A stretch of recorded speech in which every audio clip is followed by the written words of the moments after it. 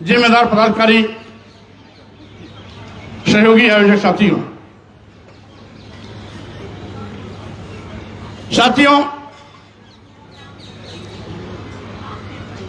आज बहुजन अधिकार सम्मेलन की आवश्यकता क्यों? इसलिए कि आज भारतीय संविधान की शपथ लेने वाले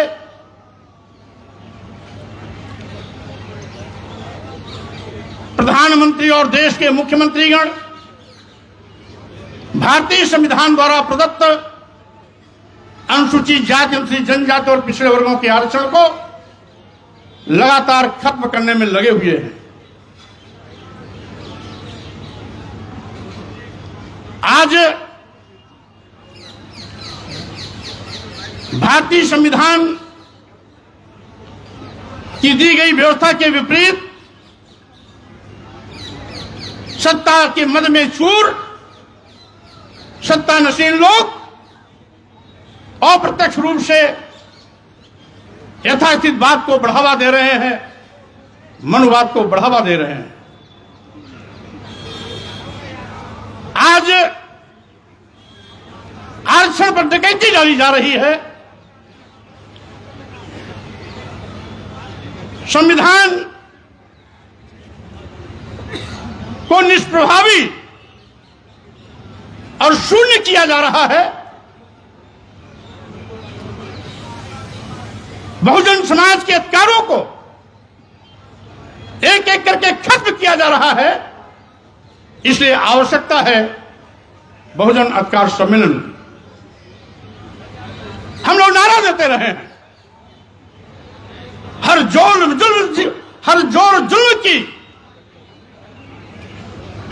जुल्म के चक्कर में संघर्ष हमारा नारा है। तो स्वाभाविक रूप से आज जब हमारे हकों पर डकैती डाली जा रही है, अधिकारों पर डकैती डाली जा रही है, संविधान को कमजोर किया जा रहा है, आरक्षण को शून्य निष्प्रभावी किया जा रहा है, तो स्वाभाविक रूप से आज संघर्ष के रास्ते पर फिर से हमें चलने की आवश्यकता है। सड़क के माध्यम से अपनी आवाज को फिर से बुलंद करने की आवश्यकता है। इसलिए आज यह कार्यक्रम आयोजित किया गया है कि जिससे कि बहुजन अपने अधिकारों के प्रति सचेत रहे, सावधान रहे। साथियों, आप जानते हैं आज लोकतंत्र को भी कमजोर किया जा रहा है। अभी हमारे सुप्रीम कोर्ट के वरिष्ठ अधिवक्ता महोदय ने बताया कि किस तरीके से तानाशाही, हिटलरशाही के रास्ते पर चलते हुए लगभग 150 सांसदों को सरकार की सारे पर सदन के बाहर किया गया। क्या लोकतंत्र को दबाने की साजिश नहीं है? क्या जबरियन सरकार अपनी बात को थोपने का दुस्साहस नहीं कर रही है क्या? और साथ ही साथ आज सरकार अपनी कमजोरियों को छिपाने के लिए तरह तरह के हथकंडे अपना रही है। आज जितने भी विज्ञापन निकलते हैं, उत्तर प्रदेश में हो, दिल्ली में हो, भारत सरकार में हो, डबल इंजन की सरकारों के देखरेख में चलने वाले प्रदेशों में हो, हर जगह पर आज अनुसूचित जाति और अनुसूचित जाति का आरक्षण कहीं 2%, कहीं 3%, कहीं 4% दिया जा रहा है। पिछड़े वर्गों के 27% आरक्षण के सापेक्ष कहीं 5%, कहीं 6%, कहीं 8% दिया जा रहा है। तमाम विज्ञापनों को देखने से पता लगता है तमाम विभागों में आरक्षण को तो शून्य कर दिया जाता है। अभी अभी ऐसे कई उदाहरण हैं जिसको मैं समय समय पर अपने ट्विटर के माध्यम से साझा भी करता रहता हूं। और इस तरीके से आज हकों पर डकैती डालना, साथियों, उसमें बहुत कुछ भूमिका हमारी आपकी भी है। सन 1931 की जाति जनगणना के आधार पर मात्र 3.5% ब्राह्मण है, 3% क्षत्रिय है, 1.5% वैश्य है। तीनों को जोड़ लिया जाए तो लगभग 7-8% होता है। यानी शेष सब बहुजन समाज है। तो 8% लोग अपने बलबूते पर सरकार नहीं बना सकते हैं। उन्होंने हमारी बहुजन समाज की ताकत को तोड़कर हिंदू के नाम पर ठग करके बहका करके अपना उल्लू सीधा करने का काम किया। यानी वोट देने के लिए हम हिंदू, वोट के लिए अनुसूचित जात, अनुसूचित जनजाति और पिछड़े वर्ग का व्यक्ति हिंदू, लेकिन सत्ता में बैठने के बाद हम हिंदू नहीं रह जाते। अगर सत्ता में बैठने के बाद भी ये हमें हिंदू मानते तो अनुसूचित जाति के आरक्षण को खत्म नहीं करते, अनुसूचित जनजाति के आरक्षण को खत्म नहीं करते, पिछड़े वर्गों के आरक्षण को खत्म नहीं करते। इसका मतलब है हिंदू एक धोखा है। और वैसे भी 1995 में माननीय सर्वोच्च न्यायालय ने अपने आदेश में कहा था हिंदू कोई धर्म नहीं, ये लोगों के जीवन जीने की एक शैली है।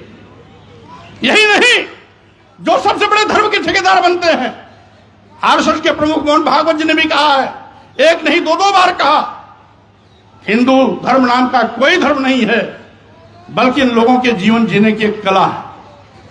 देश के माननीय प्रधानमंत्री जी ने भी कहा, माननीय मोदी ने भी कहा है, हिंदू धर्म नहीं है। और अभी 1-2 महीने पहले माननीय गडकरी जी ने भी कहा, एक मीडिया कॉन्क्लेव में कहा। लेकिन इन लोगों के कहने से किसी की भावना आहत नहीं होती है। अगर स्वामी प्रसाद मौर्य कह देते हैं हिंदू धर्म नहीं है बल्कि एक धोखा है, और जिसे हम हिंदू धर्म कहते हैं वो कुछ लोगों के लिए धंधा है। जब हम कहते हैं कि ये कुछ लोगों के लिए धंधा है, तब पूरे देश में भूचाल मच जाता है। लेकिन वही चीज अगर मोहन भागवत जी कहते हैं, माननीय प्रधानमंत्री नरेंद्र मोदी जी कहते हैं, माननीय गडकरी जी कहते हैं, तो किसी की भी भावना आहत नहीं होती। अगर वही चीज स्वामी प्रसाद मौर्य कह देते हैं तो लोगों की भावना इतनी कमजोर होती है कि उनकी भावनाएं आहत हो जाती है। क्या विडंबना है। माननीय सर्वोच्च न्यायालय 1995 में कहा तो किसी भी धर्माचार्य ने कोई टिप्पणी नहीं की, लेकिन अगर वही चीज स्वामी प्रसाद मौर्य के मुंह से निकल जाती है तो पूरे देश में एफआईआर की झड़ी लग जाती है। क्या विडंबना है। आखिर हम क्या कहते हैं? हम तो वही कहते हैं जो भारतीय संविधान कहता है।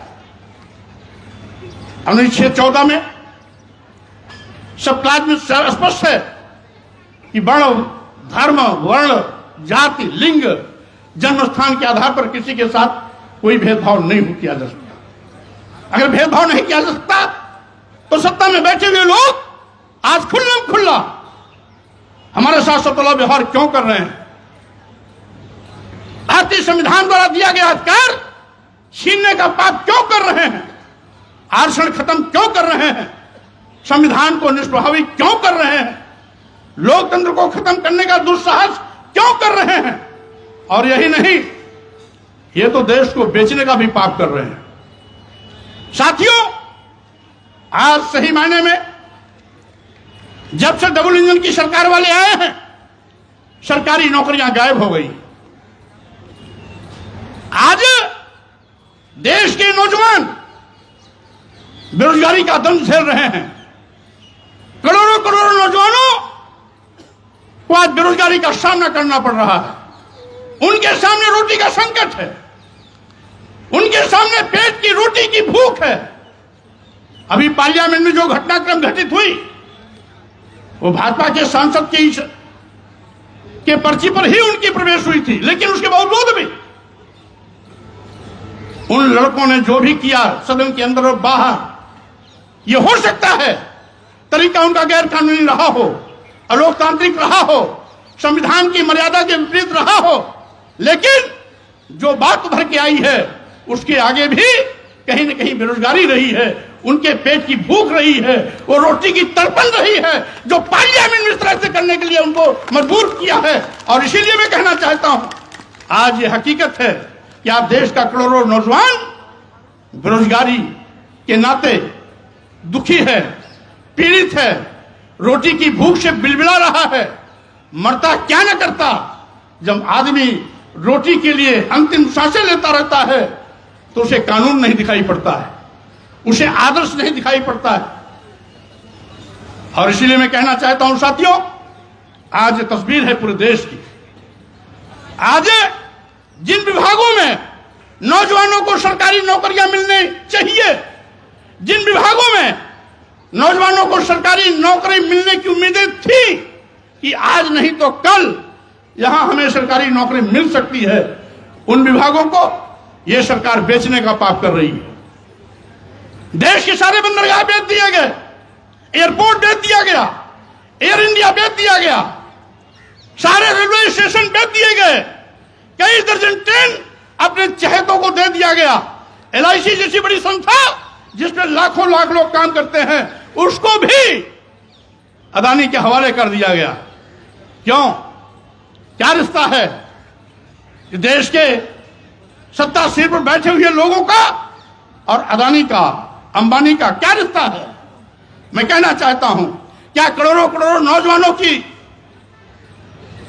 भूख, उनकी बेरोजगारी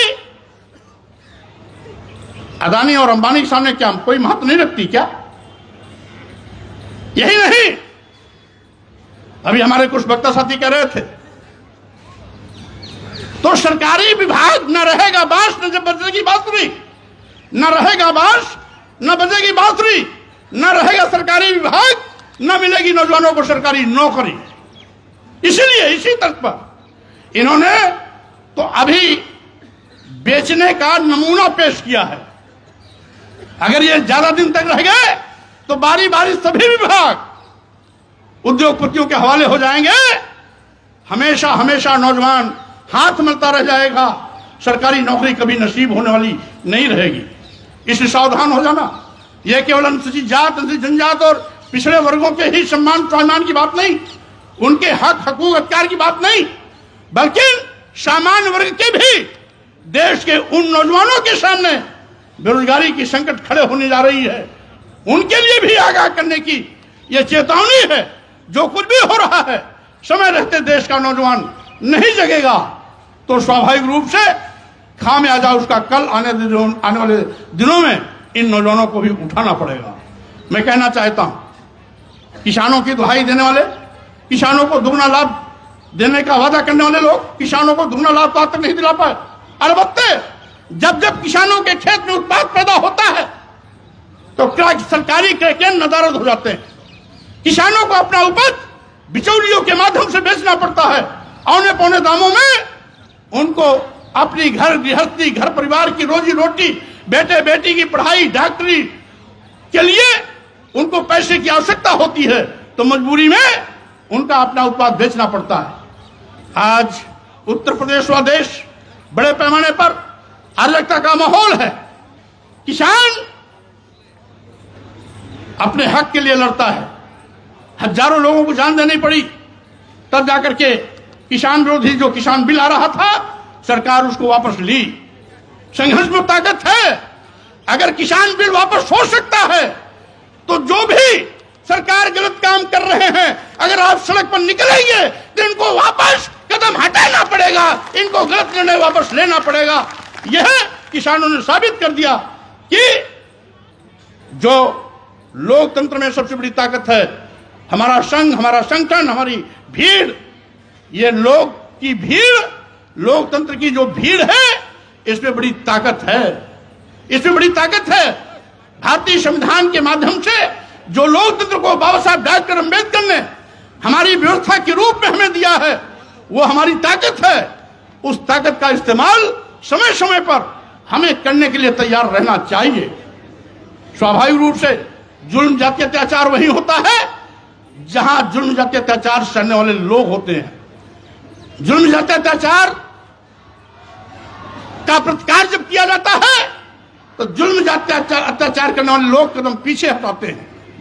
इसलिए अगर आप चुप रहेंगे, अगर जुल्म, जाति, अत्याचार सहते रहेंगे, जाति सहते रहेंगे, जो कुछ भी हो रहा है इसको चुप्पी मार करके देखते रहेंगे, तो जुल्म जाति अत्याचार करने वाले का हौसला बढ़ता रहेगा और साथ ही साथ यह सिलसिला ज्यादा तेजी के साथ आपके साथ और बढ़ता रहेगा।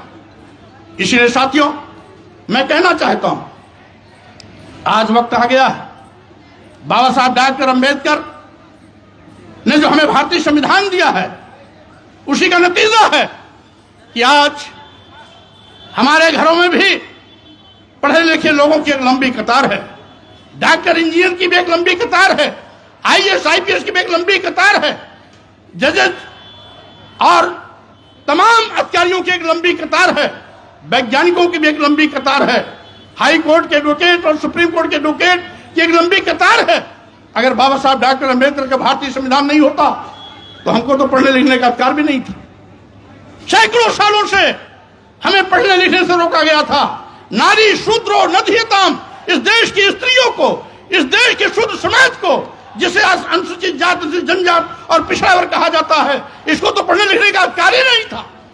ये हमारे सामाजिक परिवर्तन के महापुरुषों ने, ज्योतिबा फुले ने, छत्रपति शाहू जी महाराज, पेरियार रामास्वामी नायकर, बाबा साहब डॉक्टर अंबेडकर, नारायण गुरु संत गाडगे और उसी कड़ी को आगे बढ़ाते हुए मानवर कांशीराम जी और उत्तर भारत में महामना रामस्वरूप वर्मा जी, पेरियार ललई सिंह यादव जी, महाराज सिंह भारती जी, बिहार के लेनिन कहे जाने वाले शहीद जगदेव कुशवाहा जी ने एक लंबा संघर्ष करके हमें इन अधिकारों को दिलाया। और जब बाबा साहब डॉक्टर अंबेडकर को संविधान बनाने का मौका मिला तो इन सारे अधिकारों को मौलिक अधिकार के रूप में तब्दील करते हुए हमें परमानेंट हमारे सम्मान स्वाभिमान का न केवल परचम लहराना बल्कि अधिकार दे करके हमें धन धरती शिक्षा सम्मान से जोड़ने का भी काम किया। और जिसका नतीजा है आज बहुजन समाज आज बड़े पैमाने पर अपने सम्मान और स्वाभिमान के लिए आगे बढ़ने में सक्षम हुआ है। और इसी बहुजन समाज में बड़े पैमाने पर doctor, engineer, professor, advocate, IAS IPS जजेज आज तमाम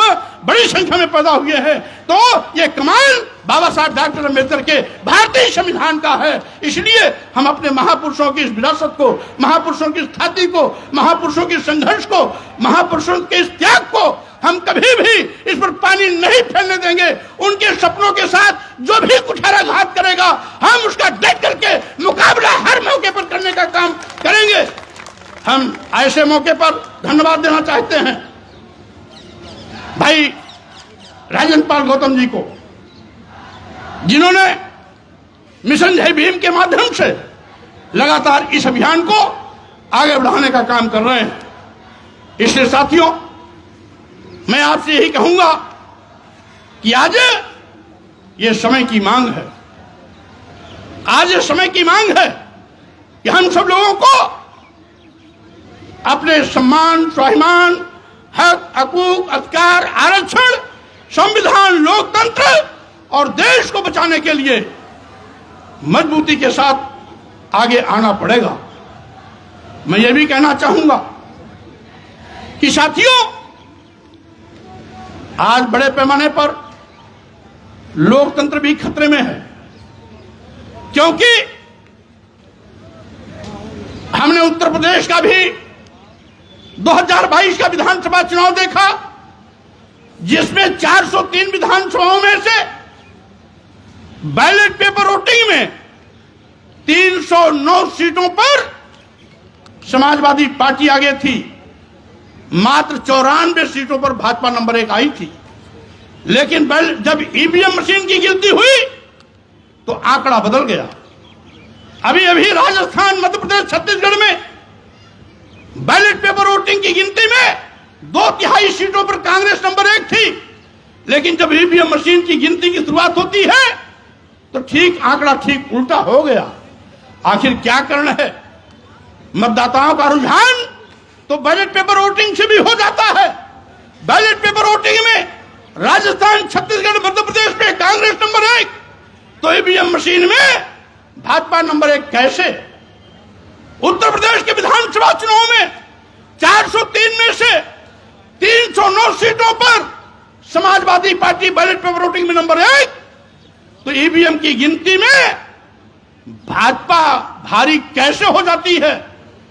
तो कहीं न कहीं दाल में काला है, कहीं न कहीं दाल में काला है। इसलिए पूरी दाल काली हो गई। हमारे कुछ साथी कह रहे हैं, सही बात कह रहे हैं कि आज ईवीएम लोकतंत्र के लिए अभिशाप बन गई है। यह जीत जो छत्तीसगढ़, मध्य प्रदेश, राजस्थान में हुई है, यह मोदी जी की जीत नहीं है, ये भाजपा की जीत नहीं है, ये मोदी जी के कल्याणकारी योजना की जीत नहीं है, यह जीत ईवीएम के तिकड़म की है। और यह जीत ईवीएम के तिकड़म की है, तो इसलिए तिकड़म खत्म हो तभी संभव है जब ईवीएम का इस्तेमाल खत्म हो। इसीलिए हमारे मंच से साथियों ने एक नारा लगवाया, ईवीएम हटाओ, देश बचाओ, देश बचाओ। 3 नारे लगना है, हमारे साथ नारा लगाइए और हर नौजवान के मुंह से आवाज निकलनी चाहिए। और 3 नारा होगा, ईवीएम हटाओ, देश बचाओ, ईवीएम हटाओ, संविधान बचाओ, ईवीएम हटाओ, लोकतंत्र बचाओ। ईवीएम हटाओ, देश बचाओ, ईवीएम हटाओ, संविधान बचाओ, ईवीएम हटाओ। देश बचाओ। अब एक नारा और लगेगा, बैलेट पेपर, ईवीएम हटाओ, बैलेट पेपर लाओ, ईवीएम हटाओ, बैलेट पेपर लाओ, ईवीएम हटाओ। बैलेट पेपर लाओ। इन्हीं शब्दों के साथ में मैं आप सभी लोगों को बहुत धन्यवाद देता हूं। भाई राजन पाल गौतम जी को बहुत शुभकामना, बधाई इसलिए देता हूं कि अभियान आपका जो लगातार चल रहा है, आज नहीं तो कल इस आपके अभियान का करिश्मा जरूर देश को मिलेगा। इन्हीं शब्दों के साथ मैं अपनी बात पर विराम देते हुए आपसे विदा लेता हूं। जय भीम, जय भारत, जय समाजवाद।